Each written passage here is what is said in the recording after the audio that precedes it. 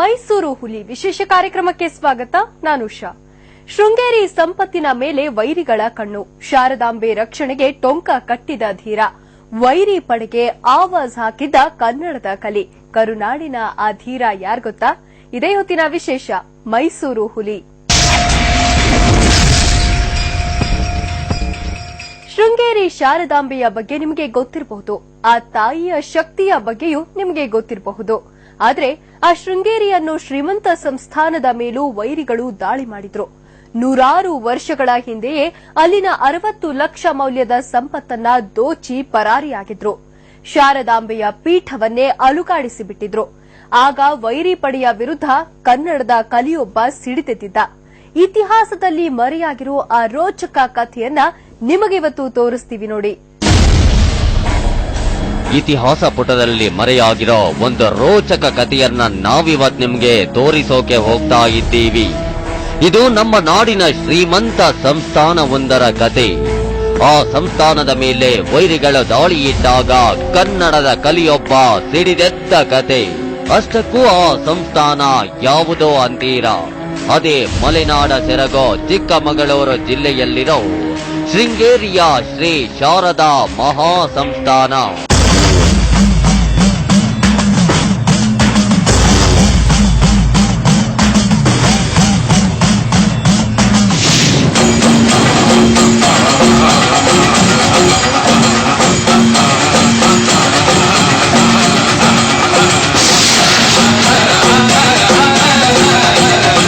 ಶೃಂಗೇರಿ ಮಹಾ ಸಂಸ್ಥಾನ ಧಾರ್ಮಿಕವಾಗಿ, ಆರ್ಥಿಕವಾಗಿ ಹಾಗೂ ಸಾಂಸ್ಕೃತಿಕವಾಗಿ ಆಚಾರ ವಿಚಾರಗಳಾದಿಯಾಗಿ ಹಿಂದಿನಿಂದಲೂ ಶ್ರೀಮಂತ ಸಂಸ್ಥಾನ.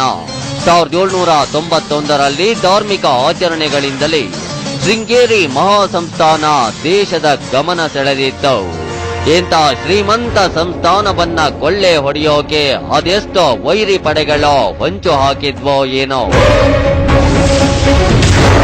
ಮರಾಠ ಪೇಶ್ವೆಗಳಿಂದ ಶೃಂಗೇರಿ ಸಂಸ್ಥಾನ ಲೂಟಿ,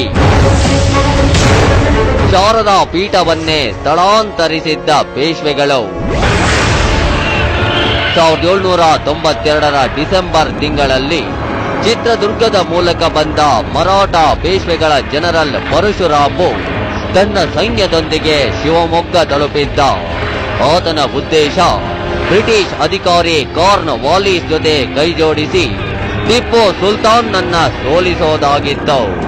ಆದ್ರೆ ಶಿವಮೊಗ್ಗ ತಲುಪುತ್ತಿದ್ದಂತೆ ಆತನ ಕಣ್ಣು ಶೃಂಗೇರಿ ಸಂಸ್ಥಾನದ ಅಪಾರ ಸಂಪತ್ತಿನ ಮೇಲೆ ಬಿದ್ದಿತ್ತು.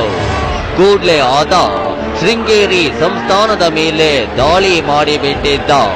ಶಾರದಾ ಪೀಠವನ್ನ ಸಂಪೂರ್ಣ ಕುಲಗೆಡಿಸಿ ಪವಿತ್ರ ಶ್ರೀ ಶಾರದಾಂಬೆಯ ಮೂರ್ತಿಯನ್ನ ಪಾದಪೀಠದಿಂದ ಸ್ಥಳಾಂತರ ಮಾಡಿಬಿಟ್ಟ.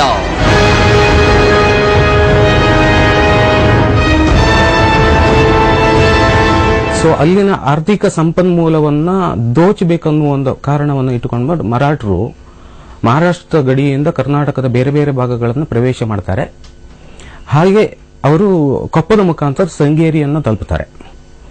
ಶೃಂಗೇರಿಯನ್ನು ತಲುಪುವುದು ಮಾತ್ರ ಅಲ್ಲ, ಶೃಂಗೇರಿ ಶಾರದಾ ಪೀಠದ ಮೇಲೆ ದಾಳಿ ಮಾಡ್ತಾರೆ. ಶೃಂಗೇರಿಯಲ್ಲಿರುವಂತಹ ಸಂಪತ್ತನ್ನು ಲೂಟಿ ಮಾಡ್ಕೊಂಡು ಹೋಗ್ತಾರೆ. ಮರಾಠ ಪೇಶ್ವೆಗಳು ದೋಚಿದ್ದು 60 ಲಕ್ಷದ ಸಂಪತ್ತು.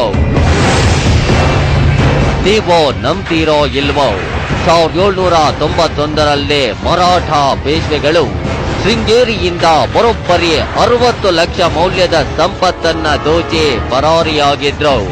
ಮರಾಠರ ಈ ದಾಳಿಯಲ್ಲಿ ಶೃಂಗೇರಿಯ ಅನೇಕರು ಬಲಿಯಾಗಿದ್ರು. ಆವತ್ತು ನಡೆದ ಮರಾಠ ಪೇಶ್ವೆಗಳ ದಾಳಿಯ ಬಗ್ಗೆ ಶೃಂಗೇರಿ ಮಠದ ಸ್ವಾಮೀಜಿ ಶ್ರೀ ಸಚ್ಚಿದಾನಂದ ಭಾರತಿ ಸ್ವಾಮಿಗಳು ಮೈಸೂರು ರಾಜರಿಗೊಂದು ಪತ್ರ ಬರೆಯುತ್ತಾರೆ.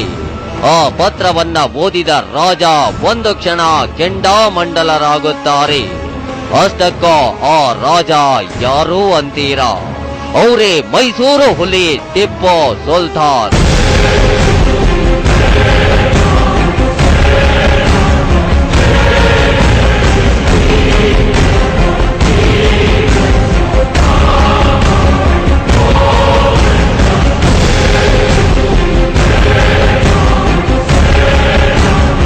1791ರಲ್ಲಿ ಅಂದಿನ ಶೃಂಗೇರಿ ಮಠದ ಸಚ್ಚಿದಾನಂದ ಸ್ವಾಮೀಜಿ ಟಿಪ್ಪು ಸುಲ್ತಾನನಿಗೆ ಬರೆದ ಪತ್ರದ ವಿವರ ಏನು ಅನ್ನೋದನ್ನ ನಿಮ್ಗೆ ತೋರಿಸ್ತೀವಿ ನೋಡಿ. ಮರಾಠ ಸೈನ್ಯ ಮತ್ತು ಕುದುರೆ ಸವಾರರು ಶೃಂಗೇರಿಯಲ್ಲಿ ಬೀಡು ಬಿಟ್ಟು ದಾಳಿ ಮಾಡಿದ್ರು. ಇದರಿಂದ ಅನೇಕ ಬ್ರಾಹ್ಮಣರು ಸಾವನ್ನಪ್ಪಿದ್ದಾರೆ. ಇನ್ನಷ್ಟು ಜನರನ್ನ ಗಾಯಗೊಳಿಸಲಾಗಿದೆ.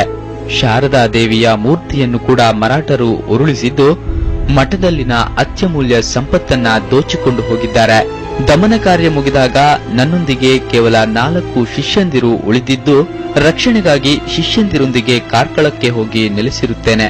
ಹೀಗಾಗಿ ಮಠದ ಜೀರ್ಣೋದ್ಧಾರಕ್ಕಾಗಿ ಆರ್ಥಿಕ ನೆರವನ್ನ ಬಯಸಿ ವಿನಂತಿಸಿಕೊಳ್ಳುತ್ತೇನೆ. ತಾವು ಬರೆದ ಪತ್ರದಲ್ಲಿ ಶೃಂಗೇರಿ ಜಗದ್ಗುರುಗಳು ತಮ್ಮ ಅಸಹಾಯಕತೆಯ ಜೊತೆಗೆ ಕಳೆಗುಂದಿದ್ದ ಸಂಸ್ಥಾನವನ್ನ ಪುನರುಜ್ಜೀವನಗೊಳಿಸುವಂತೆ ಟಿಪ್ಪು ಸುಲ್ತಾನ್ನಲ್ಲಿ ವಿನಂತಿಸಿಕೊಂಡಿದ್ರು. ಶ್ರೀಗಳ ಪತ್ರ ಓದಿ ಮರುಗಿದ್ದ ಟಿಪ್ಪು ಸುಲ್ತಾನ್ ಶೃಂಗೇರಿ ಸಂಸ್ಥಾನದ ರಕ್ಷಣೆಗೆ ಟೊಂಕ ಕಟ್ಟಿದ ಮೈಸೂರು ಹುಲಿ. ಸಂಪತ್ತು ದೋಚಿದ ಪೇಶ್ವೆಗಳಿಗೆ ಮೈಸೂರು ಹುಲಿಯ ಆವಾಜ್. ಶೃಂಗೇರಿ ಶ್ರೀಗಳ ಪತ್ರ ಓದಿ ಬೇಸರಗೊಂಡ ಟಿಪ್ಪು ಸುಲ್ತಾನ್ ತಮ್ಮ ಆಳ್ವಿಕೆಯಲ್ಲಿ ಪರಕೀಯರಿಂದ ಇಂತಹದ್ದೊಂದು ವಿಪತ್ತು ಜರುಗಿದ ಕುರಿತು ತೀವ್ರ ಬೇಸರಗೊಂಡಿದ್ರು. ಅಷ್ಟೇ ಅಲ್ಲ, ಸಂಸ್ಥಾನದ ರಕ್ಷಣೆಗಾಗಿ ಸ್ವತಃ ಎದ್ದು ನಿಂತ ಟಿಪ್ಪು ಶ್ರೀಗಳ ಪತ್ರಕ್ಕೆ ಕನ್ನಡದಲ್ಲೇ ಉತ್ತರವನ್ನು ಬರೆಯುತ್ತಾರೆ. ಟಿಪ್ಪು ಬರೆದ ಆ ಪತ್ರದ ಸಾರಾಂಶ ಇಲ್ಲಿದೆ ನೋಡಿ. ತಾವು ಕಳುಹಿಸಿದ ಪತ್ರದಿಂದ ಸಕಲ ಅಭಿಪ್ರಾಯವೂ ತಿಳಿಯಿತು. ಮರಾಠರ ಕಡೆಯಿಂದ ಸಂಸ್ಥಾನಕ್ಕಾದ ನಷ್ಟ, ಘಾತಪಾತಗಳ ಕುರಿತು ಹಾಗೂ ಶಾರದ ಅಮ್ಮನವರ ವಿಗ್ರಹವನ್ನ ಕಿತ್ತು ಹಾಕಿ ಮಠದಲ್ಲಿದ್ದ ಸಂಪತ್ತನ್ನ ದೋಚಿಕೊಂಡು ಹೋಗಿರುವುದು ಸಹ ತಿಳಿಯಿತು. ಸಂಸ್ಥಾನಕ್ಕೆ ಗುರುದ್ರೋಹ ಮಾಡಿದ್ದಕ್ಕೆ ವಂಶನಾಶ ಆಗೋದರಲ್ಲಿ ಸಂದೇಹವಿಲ್ಲ. ಈ ತುಂಟ ಜನರು ಪ್ರಜೆಗಳಿಗೆ ನೀಡಿದ ಸಂಕಟವನ್ನ ನೀವು ಪ್ರತ್ಯಕ್ಷವಾಗಿ ನೋಡಿದ್ದೀರಿ. ಪ್ರಕೃತ ಶಾರದ ಅಮ್ಮನವರ ಪ್ರತಿಷ್ಠೆ ಬಗ್ಗೆ 200 ರಹತಿ, ದವಸಾನು ಉಭಯಂ 400 ರಹತಿ ಸರ್ಕಾರದಿಂದ ಕೊಡುವ ಹಾಗೂ ಇದನ್ನ ಹೊರತು ಇನ್ನು ಏನು ಜಿನಿಸಬೇಕಾದ್ರೂ ಕ್ರಯಕ್ಕೆ ಕೊಡಿಸುವ ಹಾಗೆ ನಗರದ ಅಸಫನಿಗೆ ಮನಫೂರ್ ಮಲಫೂಪಿ ಮಾಡಿ ಕಳುಹಿಸಿ ಇದ್ದಿತು. ಮನಫೂರ್ ಅವರನ್ನ ಅಸಫ್ನ ಬಳಿ ಕಳುಹಿಸಿ ದೇವಲ ಸೇವೆಯು ನಡೆಯುವಂತೆ ಮಾಡಿಸುತ್ತಾ ನಮ್ಮ ಶ್ರೇಯಸ್ಸು ಅಭಿವೃದ್ಧಿ ಆಗುವ ಪ್ರಕಾರ ತಪಸ್ಸು ಮಾಡಿಕೊಂಡು ಸ್ಥಳದಲ್ಲಿ ಇರುವಂತೆ ಮಾಡಿಸುವುದು. ಮಠವನ್ನ ಲೂಟಿ ಮಾಡಿದ ಪರಶುರಾಂಬುಗೆ ಒಂದು ಆಜ್ಞೆಯನ್ನ ಹೊರಡಿಸುವೆವು. ಮಠದಿಂದ 60 ಲಕ್ಷ ರೂಪಾಯಿ ಸಾಮಾನು ಲೂಟಿ ಹೋಗಿ ಇರುವುದು ಕೊಟ್ಟು ಕಳುಹಿಸಿದ್ದೀರಷ್ಟೇ. ಈ ತಾಕೀತು ಪರಶುರಾಮನಿಗೆ ತೋರಿಸಿ ಸಾಮಾನು ಕೊಡು ಎಂದು ಕೇಳುವುದು. ಸಾಮಾನು ಕೊಟ್ಟರೆ ಸರಿ, ಇಲ್ಲವಾದರೆ ತಾಕೀತು ಹಿಂದಕ್ಕೆ ತೆಗೆದುಕೊಂಡು ಸಾಬೀತು ಅಪ್ಪಣೆ ಕೊಡಿಸಿ ಇರುವ ಮೇರೆಗೆ ಮುಂದೆ ಸಾಗಿ ಹೋಗುವ ಹಾಗೆ ಸಹ ಬರೆದು ಕಳಿಸುವುದು. ಆ ಕ್ಷೇತ್ರದ ಮೇಲೆ ಆಗಿರುವಂತಹ ದಾಳಿಯ ಬಗ್ಗೆ ತನ್ನ ಆಶಯಗಳನ್ನು ಮತ್ತು ತನ್ನ ಆತಂಕವನ್ನು ಸ್ವಾಮೀಜಿ ಜೊತೆಗೆ ಹಂಚಿಕೊಳ್ಳುತ್ತಾನೆ. ಯಾವುದೇ ಕಾರಣಕ್ಕೂ ನೀವು ಕ್ಷೇತ್ರವನ್ನು ಬಿಡಬಾರದು. ಇಡೀ ಕ್ಷೇತ್ರದ ದಾಳಿಯಿಂದ ಆಗಿರುವಂತಹ ಅನಾಹುತಗಳನ್ನ ತಡಿಲಿಕ್ಕೆ ಮತ್ತು ಕ್ಷೇತ್ರದ ಪುನರ್ ಅಭಿವೃದ್ಧಿ ಮತ್ತು ಪುನರ್ಸ್ಥಾಪನೆ ಮಾಡಲಿಕ್ಕೆ ನನ್ನ ಆಸ್ಥಾನದಿಂದ ಬೇಕಾಗಿರುವಂತಹ ಆರ್ಥಿಕ ಸಂಪನ್ಮೂಲವನ್ನ ಕೊಡಿಸುವಂತ ಕೆಲಸ ನಾನು ಮಾಡ್ತೀನಿ. ಸ್ವತಃ ಟಿಪ್ಪು ಸುಲ್ತಾನ್ ಶೃಂಗೇರಿ ಸಂಸ್ಥಾನದ ಜಗದ್ಗುರುಗಳಿಗೆ ಹೀಗೆ ವಿನಮ್ರ ಪೂರ್ವಕವಾಗಿ ಪತ್ರ ಬರೆದಿದ್ರು. ಪತ್ರದಲ್ಲಿ ಮಠದ ಜೀರ್ಣೋದ್ಧಾರಕ್ಕಾಗಿ ಅನುದಾನ ನೀಡೋದಾಗಿಯೋ ತಿಳಿಸಿದ್ರು. ಅಷ್ಟೇ ಅಲ್ಲ, ಮರಾಠ ದೊರೆಗಳು ಸಂಸ್ಥಾನದಿಂದ ದೋಚಿದ ಸಂಪತ್ತನ್ನ ತಾವಾಗೇ ತಂದುಕೊಟ್ರೆ ಸರಿ, ತಪ್ಪಿದ್ರೆ ದಂಡೆತ್ತಿ ಬರೋದಾಗಿ ಎಚ್ಚರಿಕೆ ನೀಡಿದ್ರು. ಟಿಪ್ಪು ಓರ್ವ ಮುಸ್ಲಿಂ ದೊರೆಯಾದ್ರು. ಶೃಂಗೇರಿ ಸಂಸ್ಥಾನದ ಮೇಲೆ ಅವರಿಗೆ ಅಪಾರ ಗೌರವವಿತ್ತು, ಅಪಾರ ನಂಬಿಕೆ ಇತ್ತು, ಅಪಾರ ಪ್ರೀತಿ ವಿಶ್ವಾಸಗಳಿದ್ವು. ಹೀಗಾಗಿಯೇ ಮರಾಠರಿಂದ ದಾಳಿಗೊಳಗಾದ ಶೃಂಗೇರಿ ಸಂಸ್ಥಾನವನ್ನ ಅವರು ಪುನರುಜ್ಜೀವನಗೊಳಿಸೋಕೆ ಅನೇಕ ಕ್ರಮಗಳನ್ನ ತೆಗೆದುಕೊಂಡ್ರು.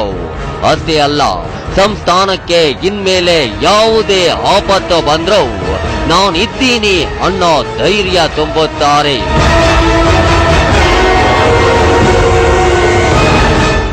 ಟಿಪ್ಪು ಸುಲ್ತಾನ್ಗೂ ಶೃಂಗೇರಿಗೂ ಬಿಡಿಸಲಾಗದ ನಂಟು. ಟಿಪ್ಪು ಎಲ್ಲಿಗೆ ಹೋದ್ರೂ